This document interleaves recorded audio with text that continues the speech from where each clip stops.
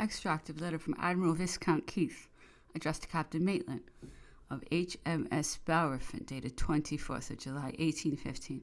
I take the opportunity of your officer's return to congratulate you and the nation, and to thank you for the perfect manner in which you entered into my views on the subject, and for the management of the blockade, about which I was most anxious. It will not be long ere you are instructed by the government. The first express would arrive about 4 o'clock this morning, and I attempt to telegraph a message, but it is cloudy, and I beg you will send for anything you may want to me, and it shall be sent instantly.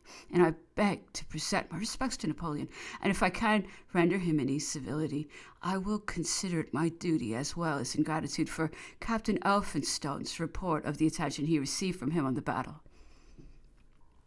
During the 25th of July, the concourse of people around the ship was greater than the day before, and the anxiety of the Frenchman was considerably augmented by the confidence with which the newspapers spoke of the intention to remove Bonaparte to St. Helena. In the afternoon he walked above an hour on deck, frequently stood at the gangway or opposite the quarter-deck ports for the purpose of giving the people an opportunity of seeing him, and whenever he observed any well-dressed woman, pulled his hat off and bowed to them.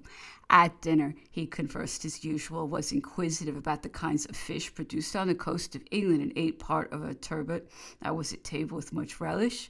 He then spoke of the character of the fishermen and boatmen on our coast, saying, "They're generally smugglers as well as fishermen. At one time, a great many of them were in my pay for the purpose of obtaining intelligence, bringing money over to France, and assisting prisoners of war to escape. They even offered for a large sum of money to seize the person of Louis and to deliver him into my hands.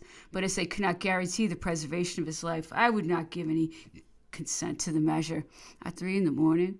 of the 26th of July, Captain Sertorius returned from London, having carried my dispatch announcing Bonaparte's intention to embark in the Bellerophon, and brought with him orders for me to proceed to Plymouth Sound. We immediately got under way, accompanied by the Meriden and Slaney. While heaving the anchor up, Las Casas came upon deck, and when I told him the ship was ordered to Plymouth, supposing, if he thought it requisite, he would acquaint his master. Soon after the ship was at sea, Madame Bertrand made her appearance, when she attacked me with some warmth for having neglected to acquaint Bonaparte with the orders I had received, and told me he was excessively offended.